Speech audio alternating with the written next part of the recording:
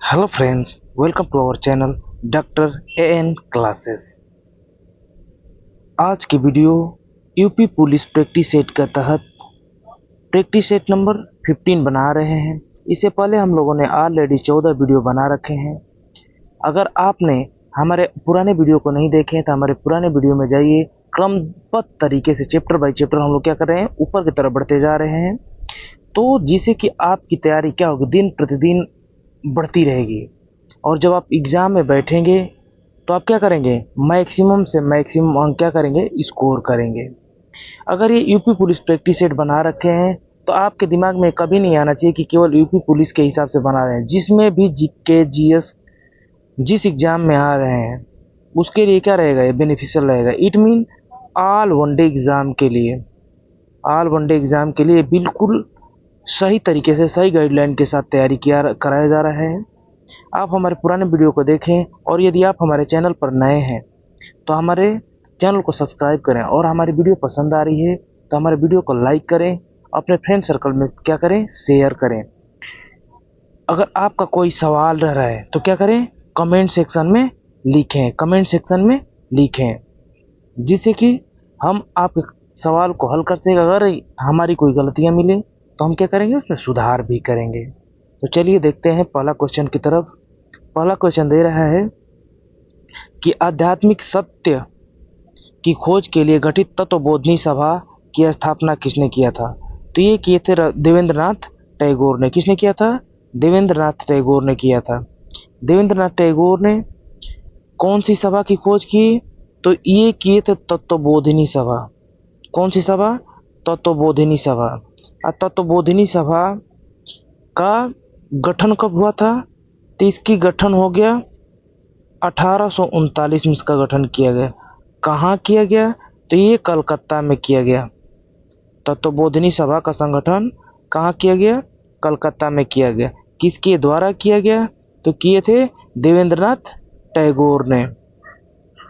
अब देखिए, तत्वबोधिनी जो सभा थी, इसका मुख्य पत्र कौन सा था, पूछ देगा कि तत्वबोधिनी सभा के मुख्य पत्र कौन सा था। तो ये थी तत्वबोधिनी पत्रिका, तत्वबोधिनी पत्रिका। ये हो गया। बढ़ते हैं अगले क्वेश्चन की तरफ। अगला क्वेश्चन दे रहा है कि समाज के कमजोर वर्गों को सामाजिक न्याय दिलाने के लिए महाराष्ट्र में निम्नलिखित में से किस संघ का गठन किया गया। तो ये किया गया था सत्य शोधक समाज का। किस समाज का, सत्य शोधक समाज की स्थापना की गई थी। सत्य शोधक समाज की स्थापना किसने किया था, तो सत्य शोधक समाज की स्थापना ज्योतिबा फूले ने किया था। किसने किया था, ज्योतिबा फूले ने किया था। असत्य शोधक समाज की स्थापना कब हुई थी, तो ये हुई थी 1873 में। 1873 में। श्री नारायण धर्म परिपालन योगम की स्थापना कब हुई थी, तो ये हुई थी 1903 में। अगर थियोसॉफिकल सोसाइटी की स्थापना बोल दें तो ये हुई थी 1875 में। अगर मैं बोलूं आर्य समाज की स्थापना कब हुई थी, तो आर्य समाज की स्थापना हुई थी 1875 में। अब देखिए, आर्य समाज की स्थापना किसने किया, तो आर्य समाज की स्थापना किए थे दयानंद सरस्वती ने। किसने किया था, दयानंद सरस्वती ने। दयानंद सरस्वती ने। इनकी एक फेमस बुक कौन सी है, इनकी एक फेमस बुक है सत्यार्थ प्रकाश। कौन सी बुक है, सत्यार्थ प्रकाश। और इनका फेमस नारा है, नारा क्या है, गो बैक टू वेदास। अब देखिए, ज्योतिबा फूले जी ने एक पूना में, ज्योतिबा फूले ने पूना में एक कन्या विद्यालय भी खुलवाया था। क्या खुलवाया था, कन्या विद्यालय की स्थापना भी की थी। विद्यालय की स्थापना किया था? किसने? ज्योतिबा फुले ने, जिन्होंने क्या किया था? सत्यशोधक समाज की स्थापना कब की थी? 1873 में की थी। अब देखिए, अब आ जाती है थियोसॉफिकल सोसाइटी। इसकी स्थापना किसने किया था? तो ये हुई थी 1875 में। किसके किसके द्वारा? तो इस थियोसॉफिकल सोसाइटी की स्थापना किया था HP ब्लाउटस्की एंड HS ऑलकॉट।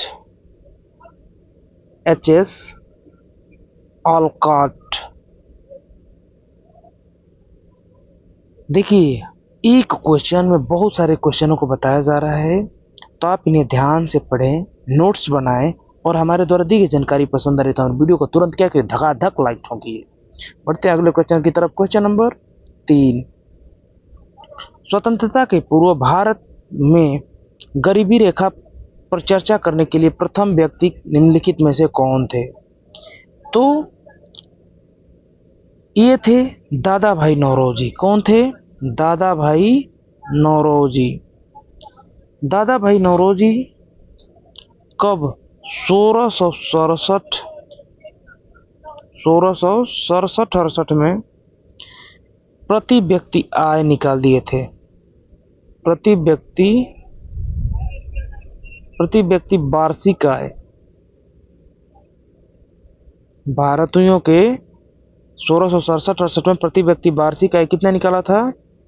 20 रुपया प्रति वर्ष। 20 रुपया प्रति वर्ष। अब जो शेष बचे उनको देख लीजिए। अब RK षणमुखम शेट्टी को देखिए, ये क्या किए थे?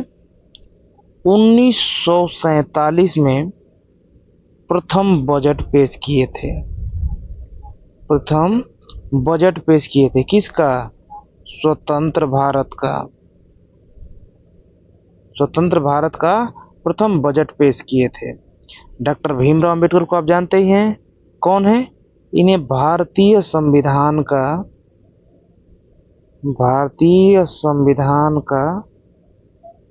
जनक कहा जाता है। और एक क्वेश्चन और यहाँ से बहुत तगड़ा सा बनता है, आप लोग बताएं, मैं चाहूँगा कि आप लोग सही सही बताएं कि भारतीय संविधान का जनक तो डॉक्टर भीमराव अंबेडकर को कहते हैं, लेकिन अगर केवल इतना पूछ दे कि संविधान का जनक किसे कहते हैं, केवल पूछे आपसे कि संविधान का जनक किसे कहते हैं, तो संविधान का जनक किसे कहते हैं? जेम्स मेडिसन को संविधान का जनक कहते हैं। जेम्स मेडिसन को अमेरिका के संविधान का भी जनक कहा जाता है। तो बढ़िए अगले क्वेश्चन की तरफ। Question number 4।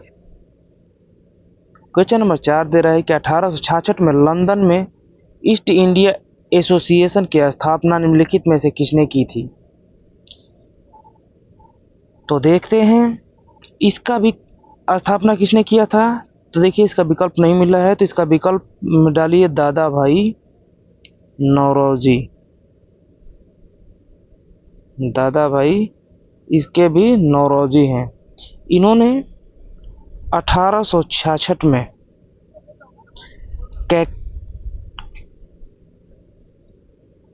कैक्सटन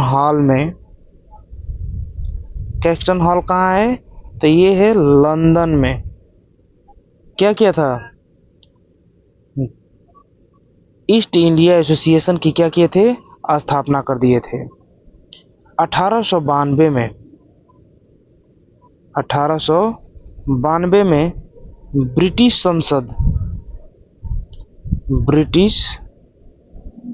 संसद में चुने जाने वाले प्रथम भारतीय हैं।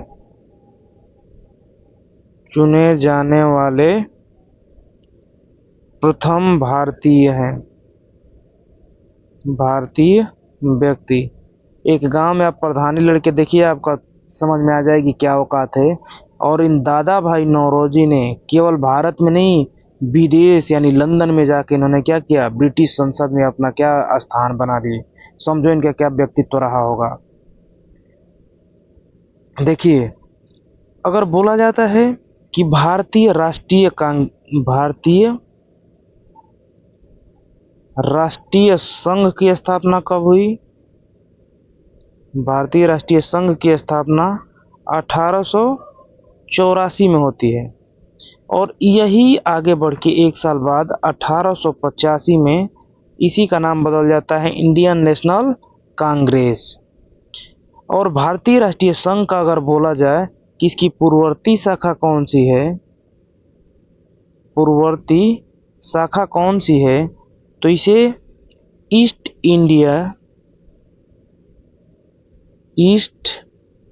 इंडिया एसोसिएशन, यानी जो दादा भाई नौरोजी ने बनाया था वही शाखा है।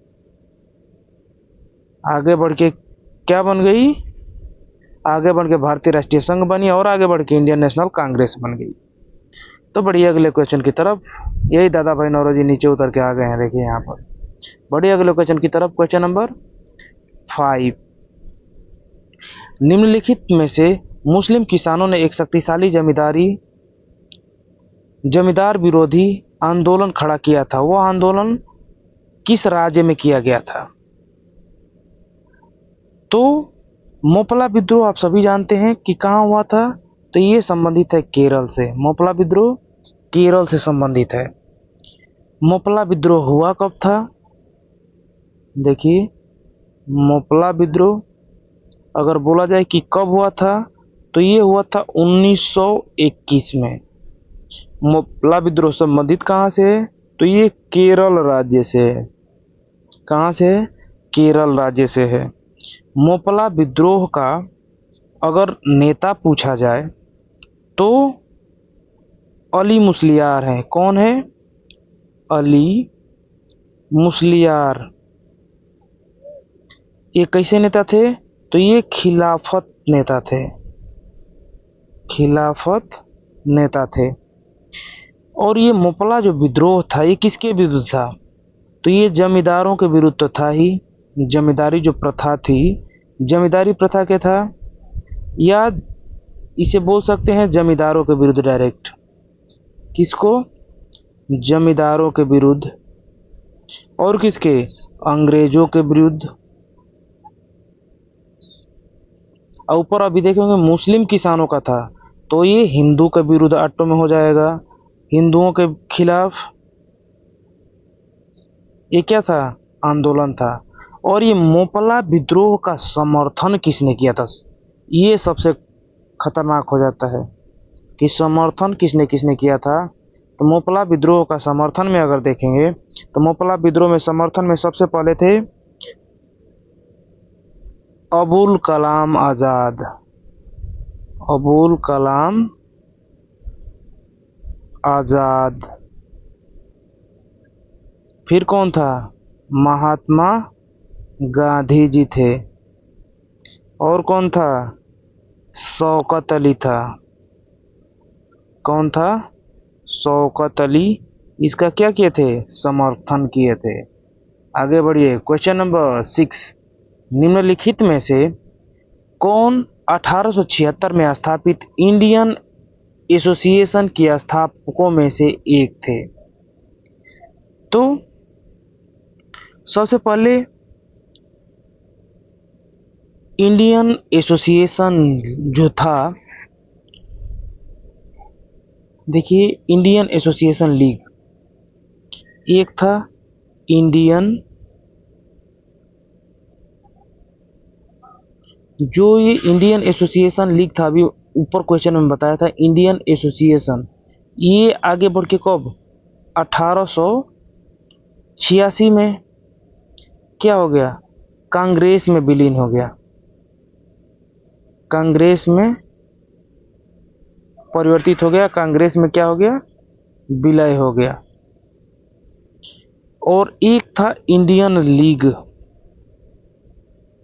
ये इंडियन एसोसिएशन है और ये क्या है? इंडियन लीग है। तो इंडियन लीग की स्थापना कब हुई थी? तो इंडियन लीग की अगर स्थापना आपसे पूछ दे तो आप मारेंगे डायरेक्ट 1875। अब देखिए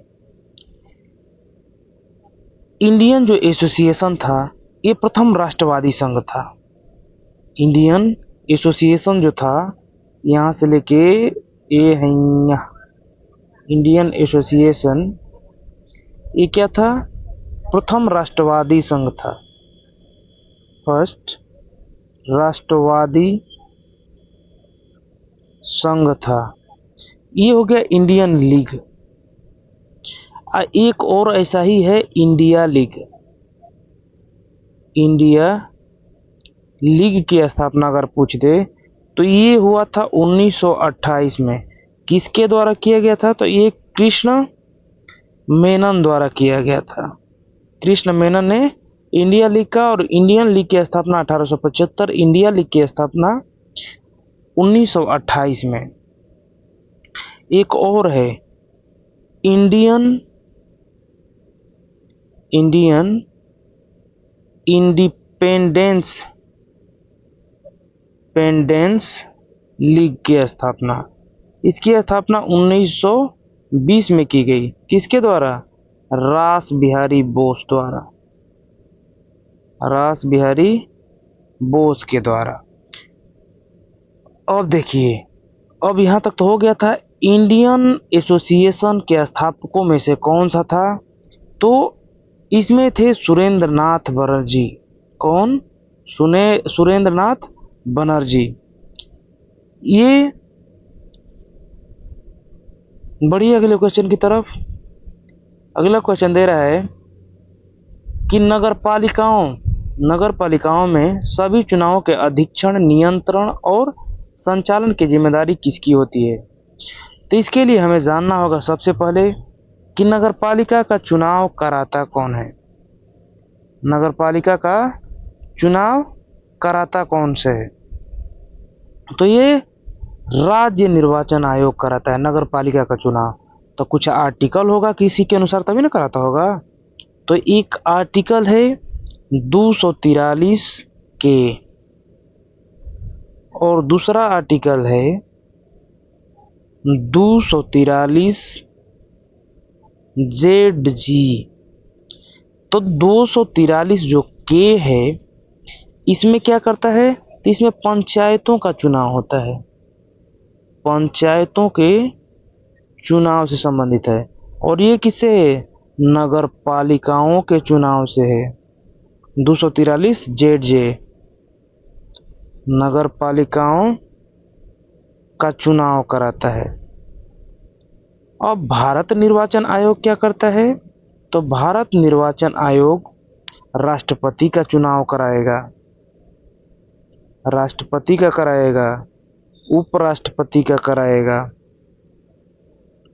उपराष्ट्रपति साहब का कराएगा। उसके बाद लोकसभा का चुनाव कराएगा, राज्यसभा का कराएगा,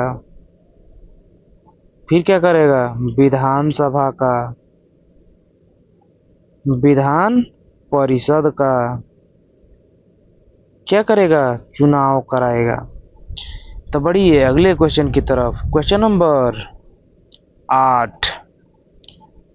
भारत का राष्ट्रपति मानवाधिकार आयोग एक स्वतंत्र वैधानिक निकाय है जिसकी स्थापना कब हुई थी? 12 अक्टूबर 1993 में। कब हुआ था? 12 अक्टूबर 1993 में। अब देखिए इसका जो प्रथम अध्यक्ष थे, इसका प्रथम अध्यक्ष कौन थे? प्रथम अध्यक्ष थे रंगनाथ मिश्रा। रंगनाथ मिश्रा जी थे। और इसका वर्तमान अगर अध्यक्ष पूछ दे, वर्तमान अध्यक्ष, तो इस समय भी क्या है? मिश्रा जी हैं। कौन? अरुण मिश्रा जी। अगर इनका कार्यकाल पूछ दे कि इनका कार्यकाल कितना है, तो इनका कार्यकाल कितना हो जाता है? या तो 3 साल का हो जाए, पूरा हो जाए, नहीं तो का हो जाए 70 वर्ष उम्र हो जाए, 70 वर्ष उम्र हो जाए। इसका हेडक्वार्टर कहाँ है? तो इसका हेडक्वार्टर न्यू दिल्ली है। नई दिल्ली है। बढ़िए अगले क्वेश्चन की तरफ। क्वेश्चन नंबर 9, भारत के संविधान के किस संशोधन ने लोकसभा में केंद्र शासित प्रदेशों के प्रतिनिधित्व को 25 से घटाकर कितना कर दिया, 20 कर दिया। तो ये है 31वें संविधान संशोधन के द्वारा। किसके द्वारा? 31वें संविधान संशोधन, यानी कि 31वां संविधान संशोधन 1973 के तहत लोकसभा की सीट बढ़ा दी। कितना? पहले कितना था? 525 था, इसको बढ़ा के कितना कर दिया? 545 कर दिया। और केंद्र शासित प्रदेश के प्रतिनिधित्व करने वाले लोगों को, यानी प्रतिनिधि को 25 से घटा कर कितना कर दिया? 20 कर दिया। अगर पूछ दे कि वर्तमान में लोकसभा की कुल कितनी सीटें हैं, लोकसभा की सीटें कितनी हैं, तो आप कितनी बताएंगे? 543। इसमें क्या थे? 543 तो पहले भी था, लेकिन इसमें से 2 एंग्लो इंडियन क्या किए जाते थे? राष्ट्रपति द्वारा चुने जाते थे। अब उनको क्या कर दिया गया है? हटा दिया गया है। तो अब 543 सीटें हो गई हैं। और राज्यों के लिए कितना रख दिया है? 524 किया है। और यूनियन टेरिटरी के लिए कितना रख दिया है? 19 हो गए। ठीक है, ये हो जाएंगे आपके कंप्लीट। बढ़िए अगले क्वेश्चन की तरफ। क्वेश्चन नंबर 10, भारतीय संविधान के किस संशोधन ने भारतीय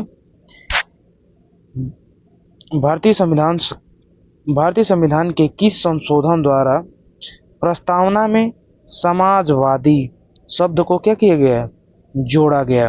तो था हमारा 42वां संविधान संशोधन। अब तक हमारे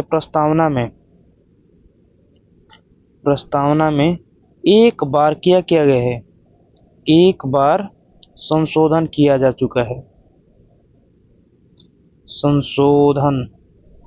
संशोधन किया जा चुका है, वो भी कब?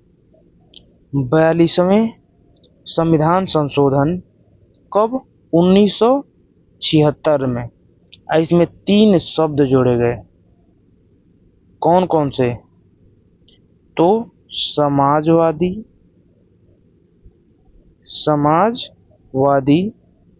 पंथ निरपेक्ष,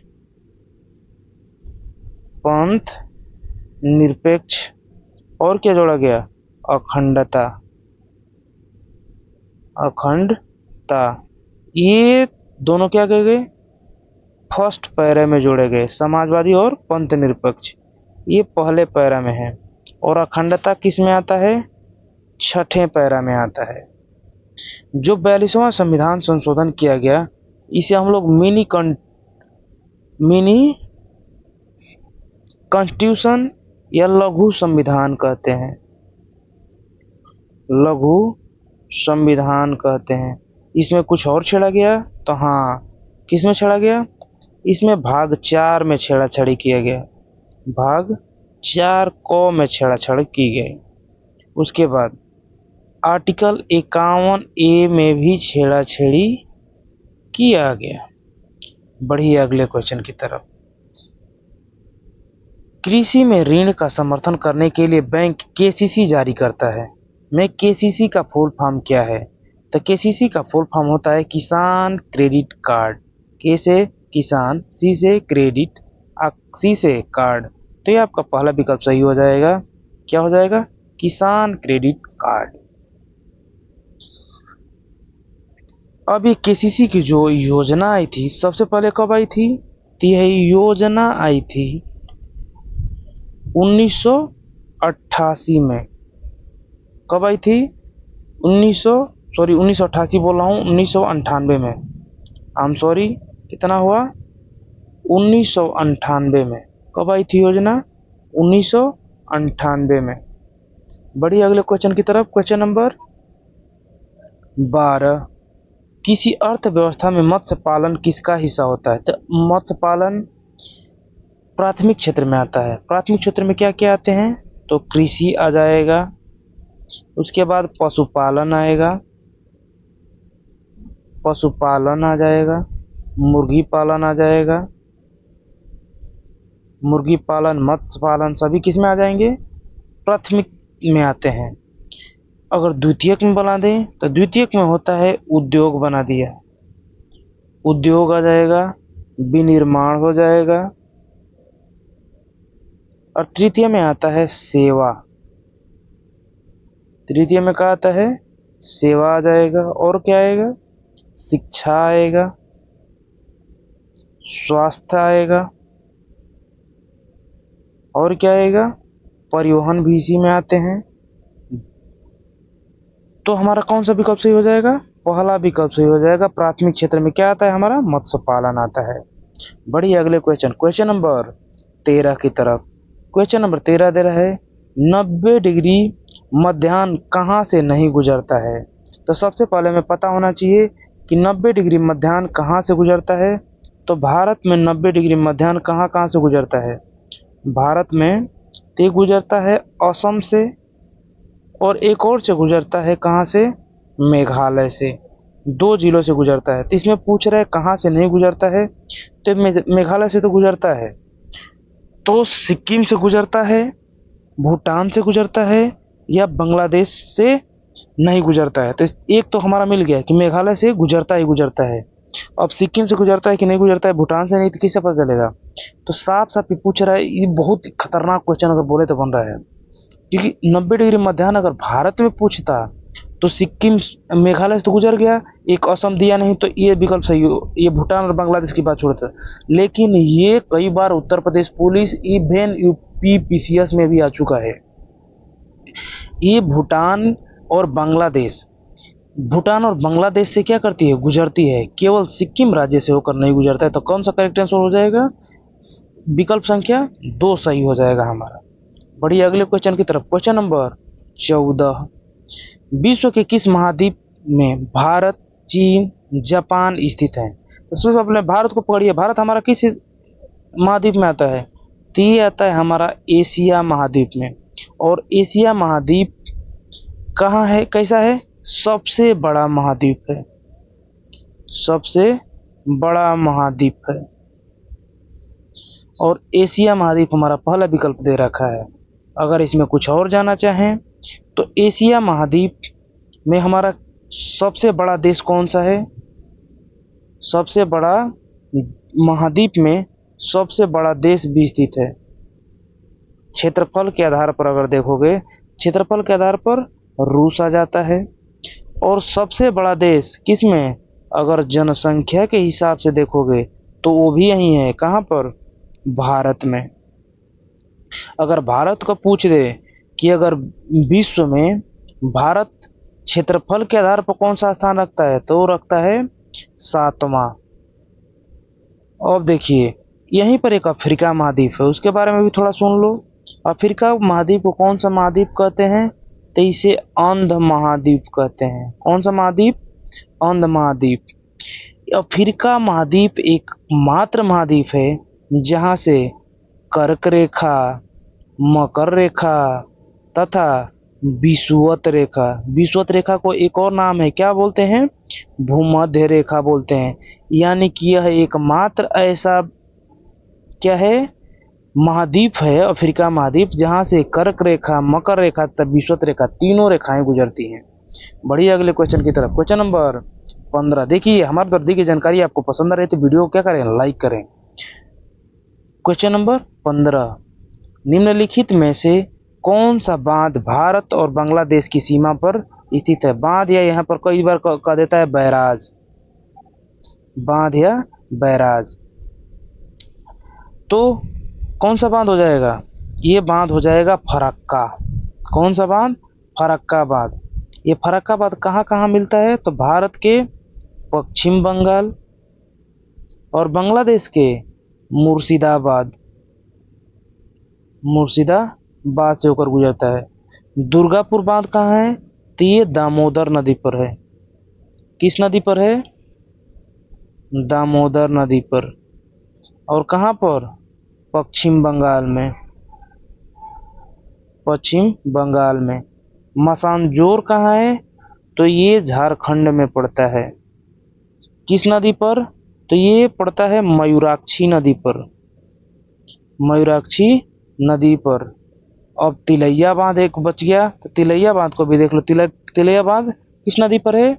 तो ये बराकर नदी पर है। कौन सी नदी पर? बराकर नदी पर। कहाँ है? तो ये झारखंड में है। बढ़िया, अगले क्वेश्चन की तरफ। Question number 16। थार। थार रेगिस्तान, जिसे ग्रेट इंडियन डेजर्ट भी कहते हैं, किस पहाड़ी के पश्चिमी सिरे पर स्थित है? जावड़ी के, सेवराय के, या देखिए यहाँ पर एक छूट गया है, अरावली के, या उदगल कल के। तो ये है अरावली के। कौन से? अरावली के पश्चिमी सिरे पर स्थित है। अब देखिए, अरावली की अगर मैं पूछ दूं कि अरावली की सबसे ऊंची चोटी कौन सी है? सबसे ऊंची चोटी पूछी जाए तो अरावली की सबसे ऊंची चोटी अगर मैं पूछ दूं तो कौन सी है? गुरु शिखर। गुरु शिखर सबसे ऊंची चोटी है। अगर इसकी हाइट पूछ दूं तो इसकी हाइट हो जाएगी 1722 मीटर। अब देखिए, अरावली पहाड़ी किन किन राज्यों से होकर गुजरती है? तो इसमें आते हैं दिल्ली, और क्या आएगा? हरियाणा, राजस्थान, और गुजरात में आते आते खत्म। अब देखिए, थार का जो मरुस्थल है, ये जो थार का मरुस्थल है, थार का रेगिस्तान जो है, ये किस किस में आता है? तो ये आता है राजस्थान में। और ये थार का मरुस्थल कहाँ, किस किस राज्यों में, किस किस देशों में पाया जाता है? तो ये पाया जाता है पाकिस्तान में और भारत में। और ये भारत और पाकिस्तान में क्या बनाता है? एक प्राकृतिक सीमा भी बनाता है। प्राकृतिक सीमा का भी काम करता है। बढ़िया, अगले क्वेश्चन की तरफ। निम्नलिखित में से किस शहर में अखिल भारतीय शतरंज का मुख्यालय है? तो शतरंज का मुख्यालय है चेन्नई में। और चेन्नई कहाँ पड़ता है? तो ये पड़ता है तमिलनाडु में। कहाँ पड़ता है? तमिलनाडु में।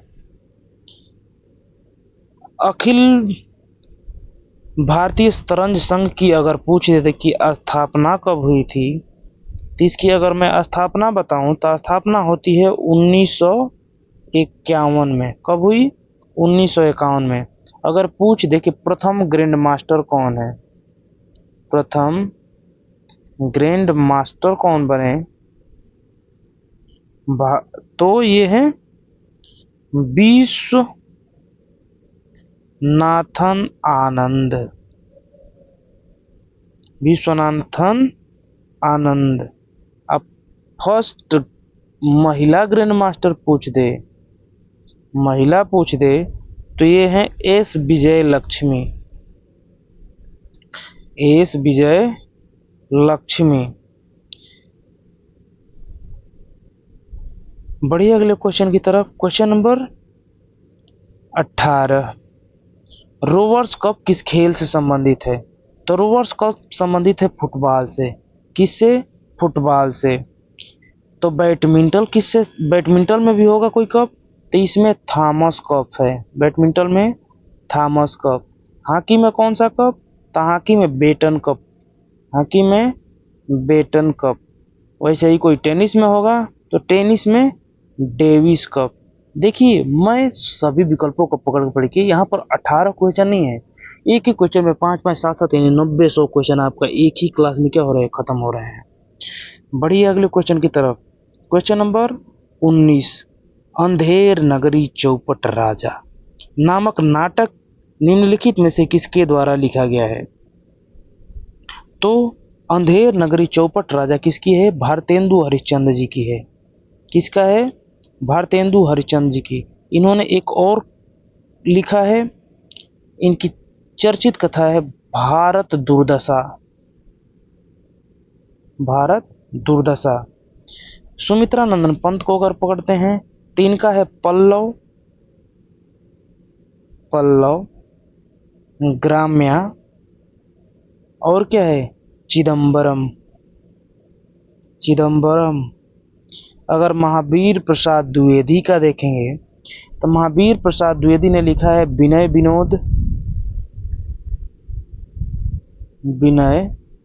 विनोद गंगा लहरी। मैथिली शरण गुप्त का देखेंगे तो रंग में भंग, जयद्रथ वध। इनके कुछ कहानियां हैं, इनके देख लिए। तो बढ़िए अगले क्वेश्चन की तरफ। Question number 20।